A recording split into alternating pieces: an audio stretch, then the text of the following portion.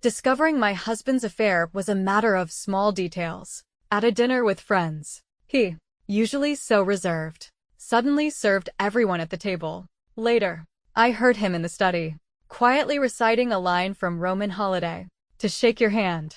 I shook hands with everyone. Sam and I both came from a small town. We were the classic small-town test-takers. Through grueling hard work, we excelled in our college entrance exams and went on to complete our bachelor's and master's degrees. After graduation, we both passed the civil service exams. Starting from the bottom, we climbed the ladder, step by step, slowly putting down roots in a city where we had no connections. Now, we had both been promoted to department heads, had respectable social status, a car, a house, and our housing fund was enough to cover the mortgage. In short, we had achieved what is considered success in the most traditional, fair, and non-shortcut way, completing a class leap in the mainstream sense. This year, we had two more happy events. The first was at the beginning of the year, when he was transferred to a leadership position at a state-owned enterprise, and his salary increased several-fold. The other was that I was pregnant. Yes, after 6 years of marriage, I was finally pregnant. He was the only son in his family for 3 generations and had a hereditary condition that made it difficult to conceive, with almost no chance after the age of 30. Our journey to have a child these past few years had been no less arduous than our journey to establish ourselves. But 2 months ago, in the first spring of his 30s, I was finally pregnant. When we got the report, Sam, who rarely showed his emotions, held me and cried like a child. After years of struggle in this city, we had a few friends we met with regularly. Today was one of those days. At the banquet, everyone was praising him, calling him a young achiever, destined for a high position. He smiled modestly. He had been known for his writing skills at his old job and was highly regarded, which had given him a certain air of intellectual pride. Mark and his wife are coming today, someone said. A strange expression crossed everyone's faces. Mark was from the same hometown as Sam. He had made some money as a contractor a couple of years ago but had gotten addicted to gambling, lost everything, and was now a registered defaulter. Every time we got together, he would get drunk and curse the world for being unfair. The last time, he had gotten into a fight with an old friend and had put him in the hospital for half a month. I invited him, Sam said, putting down his teacup. He's been a friend for many years. We can't just abandon him because he's fallen on hard times. Seeing his stance, the others just nodded and smiled awkwardly. I frowned slightly, not for any other reason, but because I was pregnant, and Mark was a chain smoker. If I said anything, he would just give me a sarcastic look, as if I were looking down on him. I wanted to say something to Sam, but I saw him looking at the door, as if in anticipation. Bang! The door was thrown open. I flinched. Mark stumbled in, cursing. They charged me $20 for parking. They might as well rob me. He pointed a finger at the person behind him. You traitor. Which woman doesn't stand by her man? You're the one who always sides with outsiders. Behind him, a woman with her head down followed, a faint handprint on her cheek. This was Mark's wife, Sophie. She was gentle and beautiful, but she had the misfortune of being married to a man like him. What are you yelling about? Watch yourself, Sam suddenly said, his voice low and displeased. When Mark saw him, his expression changed instantly, and he was all smiles. Bro, I'm sorry. I lost my temper again. I'll drink 3 glasses as punishment. He sat down and started eating peanuts, ignoring the person behind him. Sophie stood awkwardly by the door. She subtly tucked a strand of hair behind her ear, trying to hide her face. The others looked at her with pity and deliberately looked away to save her from embarrassment. I sighed and said, Sophie, come and sit down. The food will be here soon. She gave me a grateful smile and sat down next to her husband. Thank you, sister-in-law. Then, she looked past me at Sam and said softly, Thank you, brother.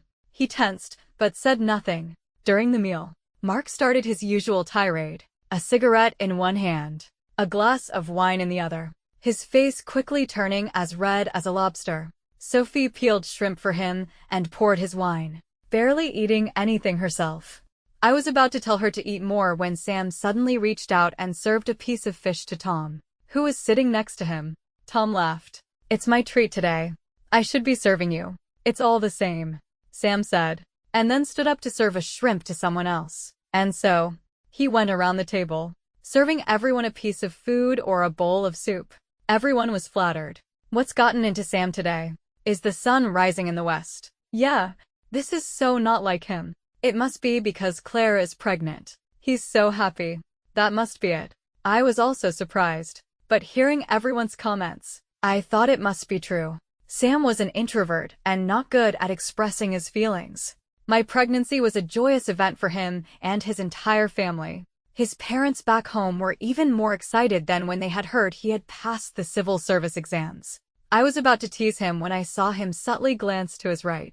I followed his gaze. Sophie was looking down, sipping her soup.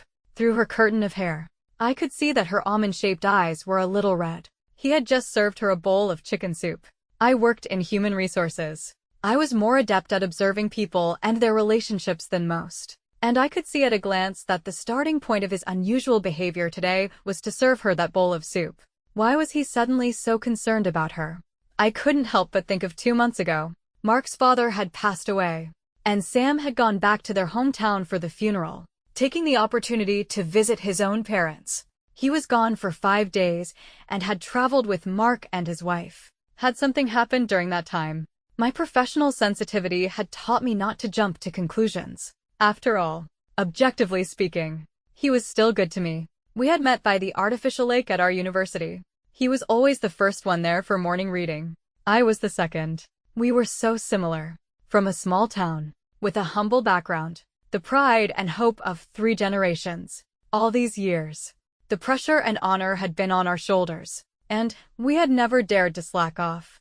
I felt as if I had finally found a companion, as if I had been walking alone on the dark seabed and had suddenly discovered I was not alone. I thought that I meant the same to him. I didn't mention anything about what had happened at the dinner table. That night, he held me, his desire palpable. Claire, not yet.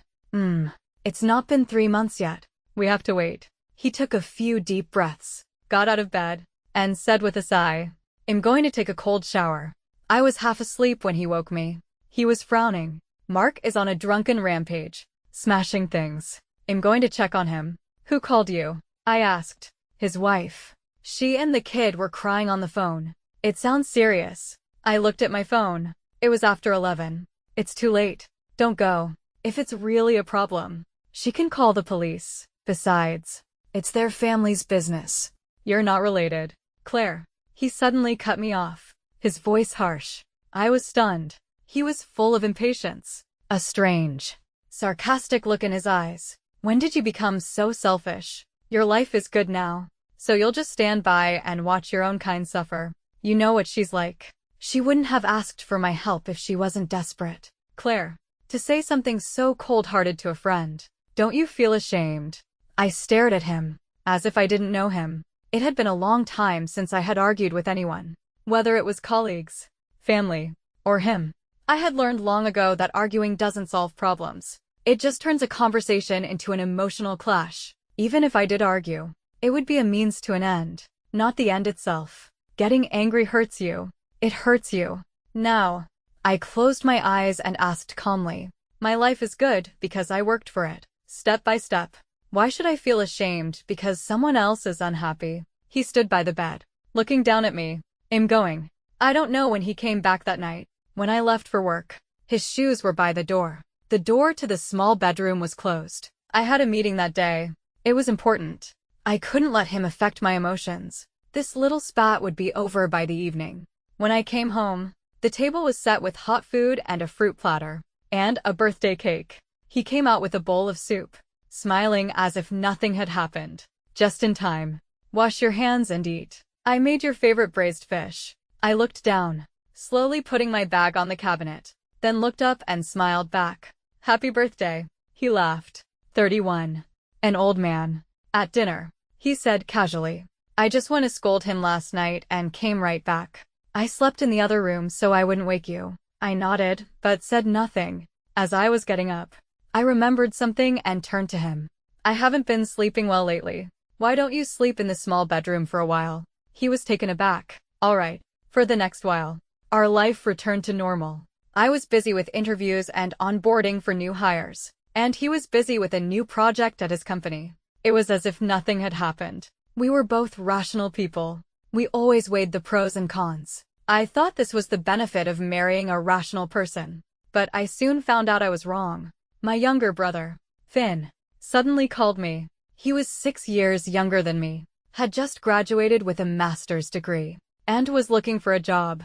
He beat around the bush for a while before finally asking, "Sis, how are you and my brother-in-law doing?" I was confused. "Just say what's on your mind." He stammered out his story, and a wave of anger washed over me. He had studied materials engineering. In recent years, almost every graduate from his program who wanted to stay in the city had been hired by the company he now managed. But he said he had been rejected at the interview stage. The reason given was that the senior management had not approved. "Sis, there were 8 of us who wanted to stay in the city. I'm the only one who was rejected. So I was wondering if my brother-in-law had some other idea."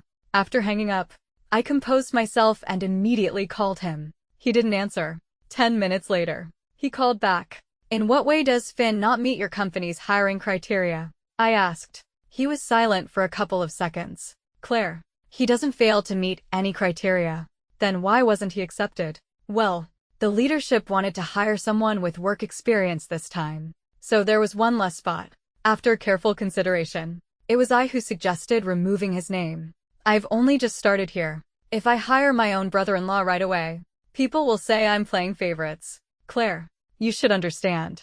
"I don't understand," I interrupted. "He chose his major before you were transferred. Even if you weren't there, he would have been hired. There's no question of favoritism. And you say the leadership wanted someone with experience. So there was one less spot. You're the vice president in charge. Wasn't that your suggestion?" He was silent for a few seconds. Then his tone turned cold. "Claire, you also work in HR. I can't believe you're being so immature at a critical moment. In any case, it's settled. Your tantrums won't change anything." He hung up. I clutched my stomach and doubled over, a sharp pain shooting through me. When Finn had gotten into university, his goal had been to work for this major state-owned enterprise. I never thought that I, his sister, would not only fail to help him but would, because of my husband, hold him back. I was devastated. Sam and I started a Cold War. But this time, his attitude was unusually firm. He didn't back down, even though I was pregnant. Finn, on the other hand, tried to comfort me. "Sis, don't blame my brother-in-law. He must be in a difficult position at his new job. I'm still young. It won't hurt me to get some experience at another company." 2 days later, I was having dinner with a colleague when I ran into Sophie. She was with a group of men and women, speaking in their hometown dialect. It seemed to be a gathering of people from the same town. When she saw me, she smiled and came over with a man. "Sister-in-law. What a coincidence." I smiled and nodded. "Yes, what a coincidence." The man beside her grinned at me. "My aunt-in-law told me you're Mr. Sus' wife." I came over to say hello. "I'm one of his employees." I asked politely. "Hello. Which department are you in?" He smiled. "I'm one of the new hires. Still an intern. I have to thank Mr. Sue for this. The company usually doesn't hire non-recent graduates. If not for my aunt-in-law asking him to make an exception, I wouldn't have had a chance." I lowered my eyes. Silent for a long time, she said in a soft voice, "One day, Mark and I will treat you and Sam to dinner. The 4 of us. How about that, sister-in-law?" The soup in the bowl had a layer of white grease on top, unappetizing and nauseating. I slowly looked up and laughed. "Of course." At 10 p.m., when he came in, I was in bed, reading. He held out a stack of cash. "Finn just graduated and needs to rent a place. Give him this 5,000. A little something from his brother-in-law." I glanced at the money in his hand. "No need." He frowned and, after a few seconds, said with a hint of forbearance, "Claire, you can't still be upset about the interview, can you? I have some power now, but because of that, I have to be careful. Why can't you understand?" I closed my book. "What I mean is, he doesn't need to rent a place. He's bought a house." He was stunned. "Bought a house? Where did he get the money? Your parents are on a pension. Weren't you just saying they were waiting for him to graduate and get a job?" I suddenly looked up and stared at him. He met my gaze and, realizing something, looked a little unnatural. He cleared his throat and continued. He's a master's graduate. Even if he can't get into this company, he can find a job. Claire, we're husband and wife. The closest people in the world. You're pregnant. Can't we just let this go? You should give him the money. How can he have money to buy a house? He didn't. But I lent him $300,000. The housing market is down right now, so it's a good time to buy a small second-hand apartment. I explained calmly. What did you say? He looked at me in disbelief. You gave him $300,000. Claire, how could you make such a big decision and only tell me now? I leaned back on the bed and tilted my head. Sam, have you been working too hard lately? You can't even hear properly. I just said lent, not gave. And isn't this the same as when you gave your sister $300,000 to buy a house after her divorce and only told me afterward? He looked disgusted. How can that be the same? How is it not? My sister was kicked out of her in-laws' house and had nowhere to go. And I asked for your opinion afterward. And you agreed. Finn is young and has just graduated. Buying a house isn't that urgent. I slowly nodded. Yes. If he had gotten the job, he could have lived in the company dorm. And it wouldn't have been urgent. But now that he's been rejected, he has nowhere to live. So he's just moving his plans forward. As for making a decision on my own, I'm asking for your consent now. Aren't I? He stood there, stunned, his mouth open, but no words came out. Sam, I can understand your sister's situation. Can't you understand my brother's? Or do you think I don't have the right to make this decision in this family? I watched him quietly. 3 years of dating. 6 years of marriage. I knew him well. His innate personality made him react emotionally to unexpected situations. But his learned personality allowed him to quickly calm down and make a rational judgment. The money was already given. It was a done deal. And there was a clear reason for it. A reason that he had started. And I had escalated. It was fair. The bedroom was silent. He stood by the bed, his expression changing several times before returning to normal, even with a hint of a tolerant smile. Of course. Claire, you have every right to make decisions in this family. Finn is your brother, not a stranger. It is right for us to lend him money for such an important event. I curved my lips and said softly, all right, I'm a little tired. You should get some rest too. He walked out, then turned back at the door. One more thing. Mark and his wife want to treat us to dinner. If you don't want to go, I'll go by myself. I'll go. Mark was treating us to a home-cooked meal. When we arrived, he was on the balcony, on the phone with a debt collector, his voice low and submissive. His 9-year-old son, Tiger, opened the door. He didn't greet us, just walked into his room with his phone, his face cold. Mark turned, saw us, and hurried over to greet us. He then yelled at Sophie, who was coming out of the kitchen with a bowl of hot soup, for not being at the door to welcome us. She flinched, and the hot soup splashed on her hand, turning it red. Sam slammed the gift on the table. That's enough. I'm here to eat, not to watch you yell at your wife. Sophie bit her lip and forced a smile. I'm fine. He's in a bad mood. Letting him vent a little won't kill me. He glanced at her hand, his face dark. I was a little confused. I didn't understand why he was so concerned about her hand. She was a hardworking and capable woman. She had cooked a large table of food all by herself. During the meal, he seemed unable to hold back and lectured Mark. She serves you good food every day. Don't take her for granted. And don't you ever hit her again. That's domestic violence. She can see you. You know. Mark just nodded as he drank. But Sophie just laughed. It's all right. Men are under a lot of pressure at work. They can't help but lash out sometimes. And who else can they take it out on but the person closest to them? I just have to take good care of him. And everything will be fine. I was drinking my soup when I heard this and looked up, unable to believe my ears. But then I heard a barely audible sigh from beside me. A sigh filled with a hint of emotion. Mark was already quite drunk. Bro, she's not as capable as your wife. But when it comes to serving a man, your wife can't compare to her. And in bed, she'll make you. Mark, if you're drunk, go to sleep.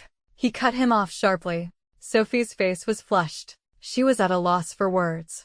Her eyes met his, and she awkwardly changed the subject. Oh, Sam, I have to thank you for my nephew's matter. If not for you, you're mistaken. He interrupted her again, even more sternly, his face tense. How would I know your nephew? You must have gotten it wrong. She was taken aback. Her expression blank, as if she didn't understand his sudden change in attitude. The air was suddenly very quiet.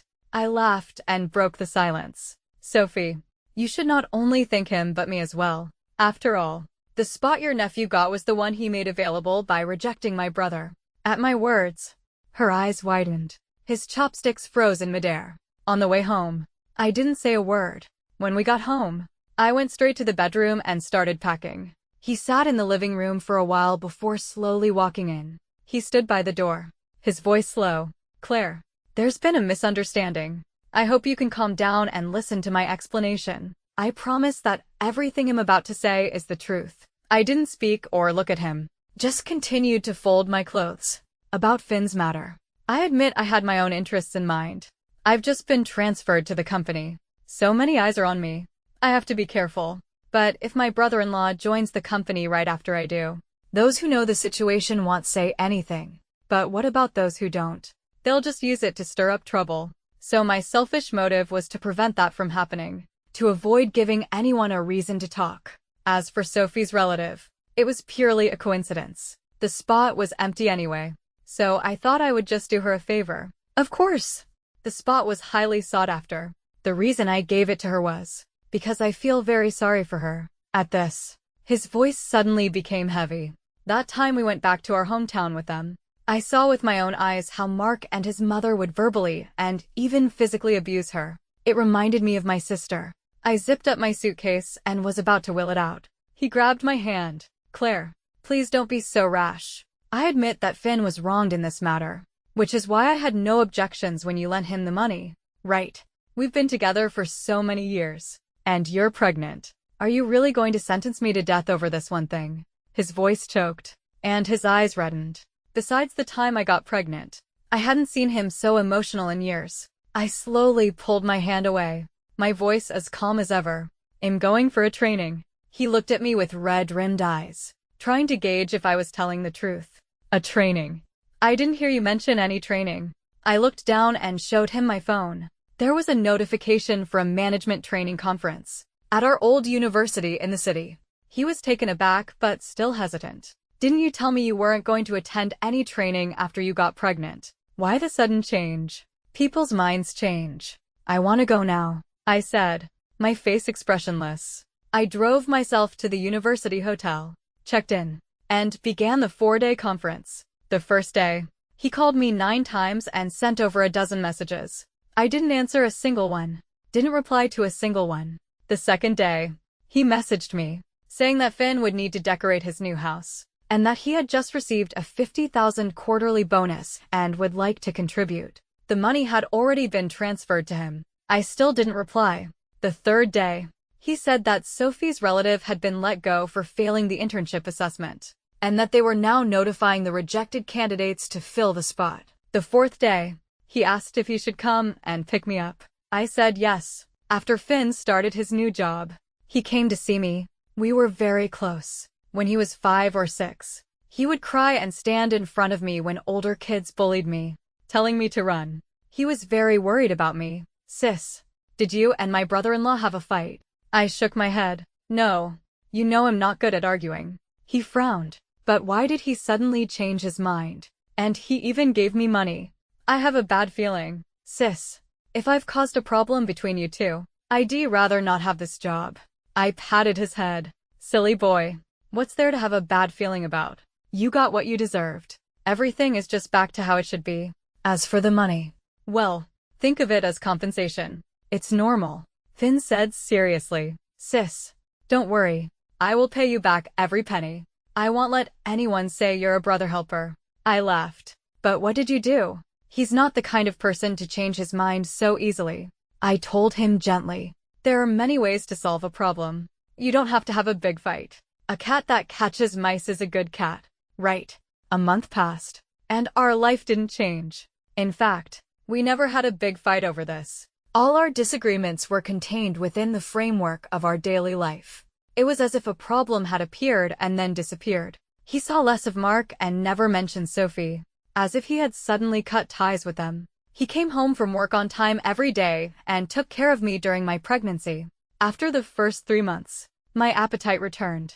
He started to carefully plan my meals again. Life seemed happy and peaceful, except for two small things. The first was that I found a receipt from a jewelry store in his pocket for 28,888 yuan. I took a photo and went to the store. The clerk showed me a photo of a gold bracelet. "I remember your husband.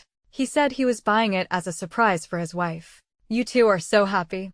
The second thing happened last week. My car was at the dealership for repairs, so he had been driving me. That day, there was a heavy storm. I waited for him at the designated intersection for 40 minutes. His phone was busy. When he finally arrived, I was half soaked.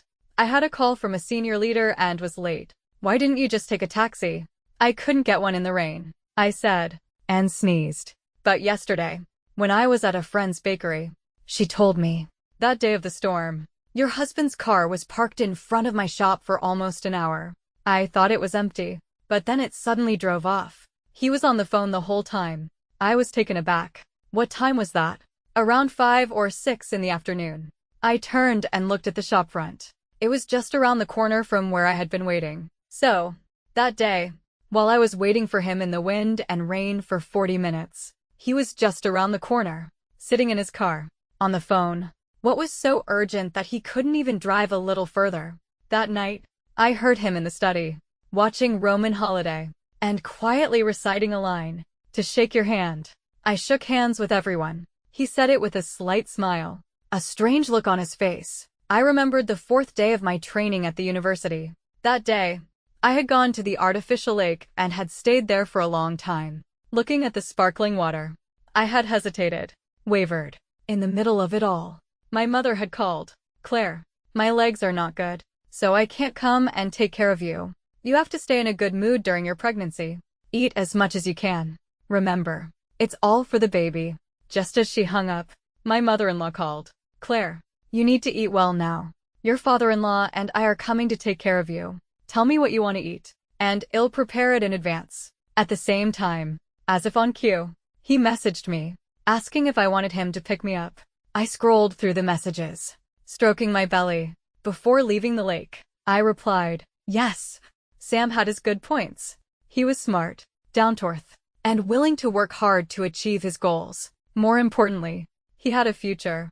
That was crucial. As for his flaws, I had always thought they were mainly due to his innate personality, like selfishness, impatience, and vanity. But these were human nature. I had them too. As long as they were kept in check, they wouldn't ruin a person's life. But now, I thought I had to consider another layer.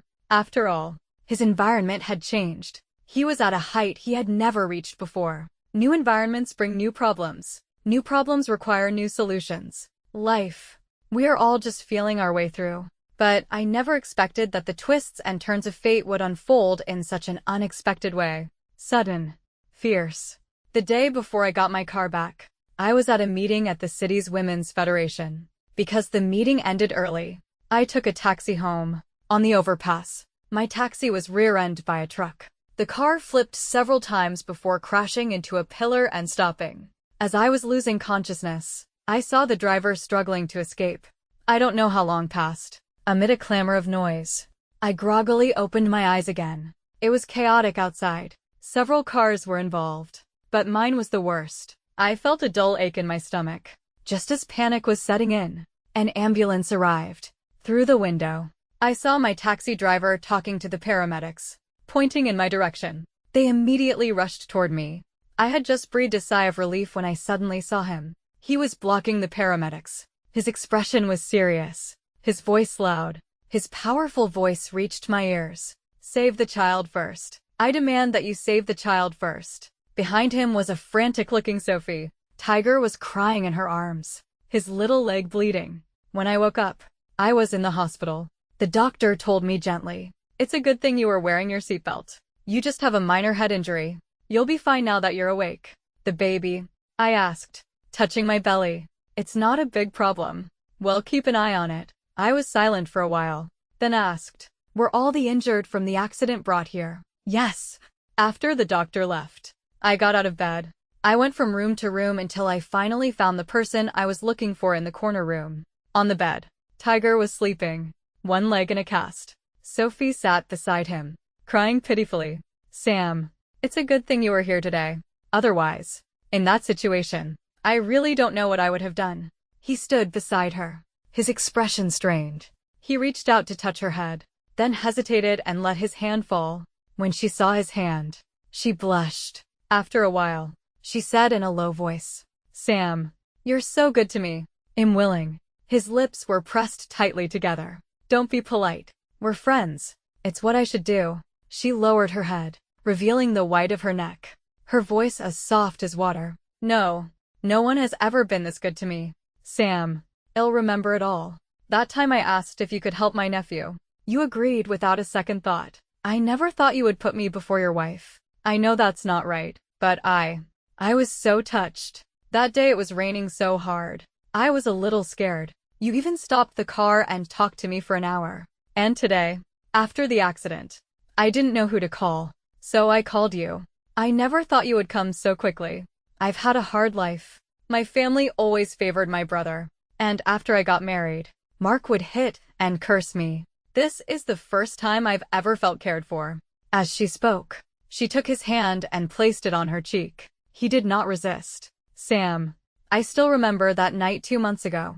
We were driving back to the city from Mark's hometown. He was snoring in the passenger seat, and you and I were squeezed in the back with the luggage. So close. I could see that you were struggling. I knew, with your wife pregnant, it must have been a long time for you. So I reached out, with my hand. I remember, he said suddenly. The night in the mountains was so dark, and your hand was so white.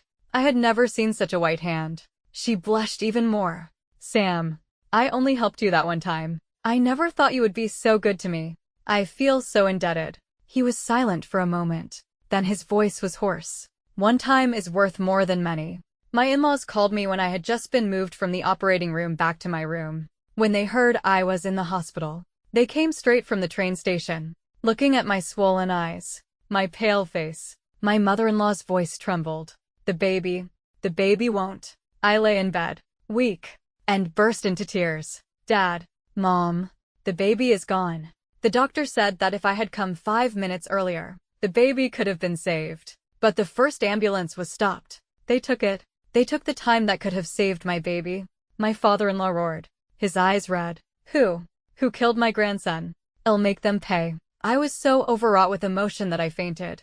I heard what happened next from a nurse. My in-laws, after finding out what had happened, had stormed into her room. He wasn't there at the time. He was out buying them food. When he came back with a box of dumplings, he saw his parents holding her down and slapping her, and no one could stop them. She was pinned to the ground, her face swollen and bruised, letting out a continuous scream. My mother-in-law looked up and saw her son at the door. Son, she wailed. It was this woman's child who took your wife's ambulance. Your son is gone. His eyes widened, and the bowl slipped from his hands. The hot dumplings scattered on the floor. While I was unconscious, my in-laws found out that it was their own son who had stopped the ambulance. After slapping him several times, they had looked up and sighed. It's fate. In their grief, they decided that I must never know. Otherwise, I would hate him forever. So when I woke up and saw a dazed Sam, sobbing that he had failed to protect our child, he could only kneel on the floor in pain and shame, silent tears streaming down his face. I stayed in the hospital for a few days and then went home to recover. My in-laws, who had come with such high hopes, left heartbroken. As they were leaving, they looked at me with pity. If the Sue family is destined to have no heirs, there is nothing anyone can do. It is just a pity for you. For the next month, he took care of me with meticulous attention. He, who was usually so busy with work, spent all his free time with me, more attentive than if I had been in a real postpartum confinement. Most of the time, I lay in bed, eating the special meals he cooked for me, or reading. I slowly recovered as he grew thinner and thinner. My boss and a representative from the Women's Federation came to see me. I had been in the accident while on my way to a meeting. It was a work-related injury. My boss, a woman, was very sympathetic. She stood by my bed and comforted me. Claire, don't worry about work. Don't feel any pressure. Everyone at the office has seen your work ethic and dedication. You got the most votes for this year's Outstanding Employee Award. I was moved. Thank you, ma'am. Thank you, colleagues. I will not disappoint you in my future work. Just focus on getting better. There will be plenty of opportunities for you to shine in the future. After they left, I lay in bed, my eyes closed in thought. He came in and asked gently, Claire, what soup would you like today? I opened my eyes and thought for a moment. Pork rib and lotus root soup. All right, I'll go to the market and get some fresh ones. Watching his retreating figure, I took the book from my bedside table and read a note I had written. Word for word. Reversal is the movement of the Tao. To contract, one must first expand. By pushing in the opposite direction, you can exacerbate the internal contradictions of a situation and turn a disadvantage into an advantage. Turn a disadvantage into an advantage. Turn an unfavorable condition into a favorable one. When I was almost fully recovered, Mark brought her to visit. I was warm and friendly to her. She, however, avoided my gaze. As we were talking, my eyes fell on her wrist. Sophie, that gold bracelet is so beautiful. It must have been expensive. Mark scoffed. Where would she get the money for real gold? She bought that fake thing at a street stall. It's worthless. She looked a little flustered and said, Yes. I just bought it for a few dozen yuan because it was shiny. I remembered something and took out my phone to show them a photo. Look, Sam secretly bought this for me as a surprise. I wouldn't have known if I hadn't found the receipt in his pocket. Mark's eyes lit up. Wow. Is that one real? How much was it? The receipt says 28,888. I said with a smile. But you have to keep it a secret. He hasn't given it to me yet. At this, I suddenly stopped. This one looks a little similar to the one on your wrist. Mark leaned in, squinting. They do look exactly the same. She forced a smile. It's probably just a copy. The fakes are all made to look like the real thing now. I laughed. You're right. You can't buy real gold at a street stall. He looked at the photo, then at her wrist. His brow slightly furrowed. I then started to gossip. Sophie, it's so nice of you to come and chat with me. I've been so bored at home. Hey, do you remember the couple who lived across from me? They've sold their house and moved. She asked reluctantly. Oh, why? I shook my head and sighed. The husband was having an affair with another man's wife and got caught. To keep it quiet, he had to pay them a huge sum of money, and even had to sell his house. He sat there, silent for a long time. After I went back to work, his spirits seemed to decline. The loss of the baby had hit him hard. He would put on a brave face in front of me, but more often than not, he would just stare into space, as if his soul had left him. Mark suddenly started asking him to go out for drinks frequently. At first, he refused, fearing I would mind. I told him with concern, It's okay. You can go. We've all been having a hard time. It's good to have a friend to talk to and relax. He looked at me with emotion. Claire, medicine is so advanced now. When you've recovered, we'll have another chance to have a baby. I nodded. Yes, I will have another baby. He might be lying to me, but I was definitely not lying to him. After all, the doctor had told me that I had recovered well and that it would not affect my future fertility. My boss was a woman of her word. After I returned to work, she started to give me more responsibilities. Claire, in the workplace, women do face many disadvantages compared to men. But as long as we work hard, as long as we are willing to put in the effort, we will not be inferior to them. I threw myself into my work, seizing my own career opportunities. One night, as I was getting ready for bed, he suddenly spoke, his face troubled. Mark is drunk and hitting her again. This time, they both called me. Claire, if you need me to stay, I won't go. You should go. I said seriously. Go quickly. Something bad might happen. That night, I was half asleep when I was woken by a noise outside. I got up and was shocked to see him sitting in the living room. Sister-in-law, you go back to sleep.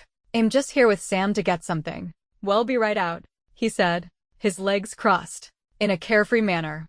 I went to the study, confused. I ran into Sam on his way out. He looked a mess, his hair disheveled, and there was a clear handprint on his face. Sam, what happened? He panicked, and the money in his hand scattered on the floor. It's nothing. It's nothing. I accidentally knocked over someone's stall while driving. I'm just getting some money to have Mark pay them back. Don't worry. When he left with the money, he glanced at him and, shaking his phone, said ambiguously, Bro, it'll take this much for now. If it's not enough, I'll let you know. Okay. His jaw twitched. Just go. They both said it was nothing. So I went back to bed. I slept until morning. 6 months later, I was giving a report to my superiors when I suddenly got a call from the police. They just said I needed to come to the station, but wouldn't say why. My boss had someone from the union go with me. At the station, the police told me that my husband, Sam, had gotten into a fight, and one man had cut off the other's ear. I was at a loss. Who cut off whose? Sam cut off Mark's ear. The police repeated, and then told me the whole story. It turned out that on the night of the domestic violence incident 6 months ago, he had gone to their house to mediate. They had both gotten drunk. When Mark woke up in the middle of the night, he found himself in the living room, but he could hear his wife's moans from the bedroom. He went in and found him on top of her, in a rage. He had pulled them apart and beaten him to a pulp.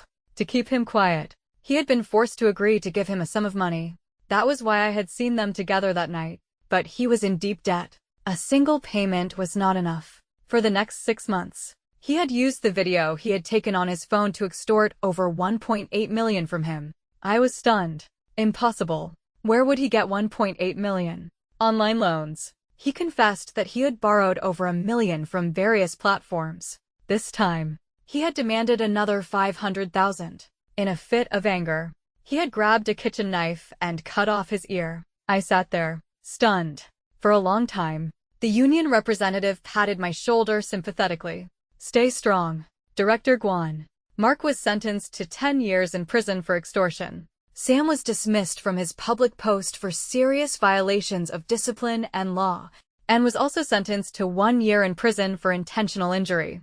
I divorced him while he was in prison. I was not aware of the loans, so I was not responsible for the debt. The day we signed the divorce papers, I saw him for the first time in months. He was shockingly thin, almost a different person. There were no tears. He sat there, indifferent, his expression numb and dazed. When he saw me, he flinched and hung his head low, so low that his posture was unnatural. He trembled slightly throughout the whole process. I was calm and detached. As I was leaving, he suddenly called out to me. I turned and looked at him, a flicker of confusion in his eyes. Tell me, isn't it strange how a person's fate can change? Not long ago, I was at the top, full of ambition. How could I have suddenly become like this? Claire, tell me, why is that? I looked at him calmly. Sam, you forgot your original intentions. You forgot where you came from. Every step you took to get here was your own choice. Search your heart. Do you really not know? When I returned to my office, my colleagues congratulated me, saying my application for a second mint had been approved 2 months ago. With the scandals swirling around him, I had gone to my boss and sincerely expressed my desire for a change of scenery, for a chance to work in a different environment for a while. I walked with a steady pace, ready to go and thank my boss. On the way, I got a video call from the doctor. After the surgery, I had often consulted her to speed up my recovery, and we had slowly become friends. I found an empty meeting room and answered. We chatted for a few minutes. Then she said, Claire, I'm still shocked when I think about your surgery that day. One moment you were worried about the baby's safety. The next you were telling me you wanted an abortion. You really? Where did you find the courage? I smiled. I admire my current boss very much. There's something she said that I've always remembered. She said that women are inherently weak, but once they find the courage to risk everything, they are unstoppable. Just as I hung up, I turned and saw my boss standing at the door. I suddenly realized something and tensed slightly. She thought for a moment. I heard you were looking for me. I was looking for you too. So I came over. I nodded. Yes, ma'am. My application was approved. I wanted to thank you. She was silent for a few seconds. Then a smile spread across her face. Claire, I was worried that you would have a hard time with this new assignment. But now, I am at ease. Work hard for 2 years. I'll be waiting for you to come back and shine. I suppressed my excitement and smiled back. Yes, ma'am. Epilogue. When he got out of prison, she was waiting for him at the Iron Gate. I've divorced Mark. You've given so much for me. I'm willing to be with you, to serve you for the rest of my life. She looked at him with teary eyes. So fragile. He stared at her for a couple of seconds. Then he turned and ran. He ran fast. as if a ghost were chasing him. After much effort, he got her current phone number. Yes, he wanted to win her back.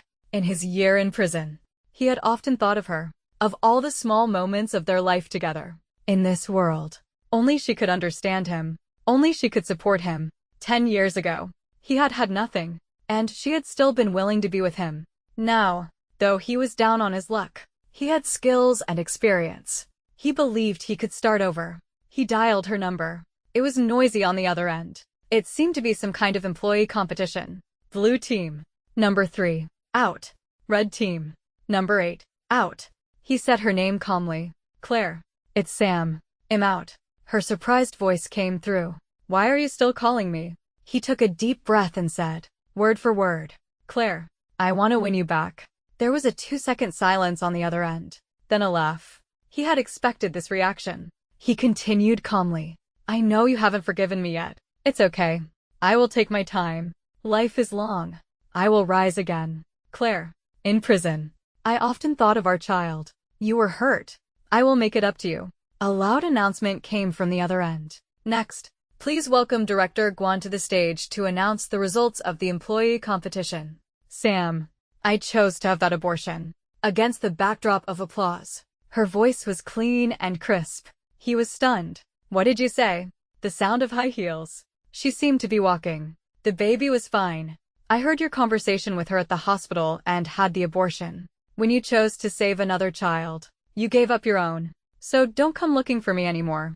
Don't appear in my life again. Sam, you've long been out. The last word was spoken, and the line went dead. He sat in the cramped, dark motel room. He didn't move for a long time, as still as a stone statue. For the next 2 years, he failed at everything he tried. To survive, he had to start delivering food. One day, in a shabby old building, he saw her again. She opened the door to take the food. Her eyes were red and swollen, and she was covered in bruises. A man inside was yelling at her. A familiar scene. A familiar person. He practically fled. So grateful he was wearing a mask. After another 2 years, he had lost all ambition. He thought delivering food was fine. He was alone, with no children. He didn't know who he would leave his money to. In that moment, he finally, sadly, realized that this was all his life would ever be. Occasionally, in the wind as he rode his electric scooter, he would think of the young man who had studied so hard by the artificial lake. Poor, struggling, but full of promise. With a future, with a beautiful girl. It seemed like him, and yet, it didn't.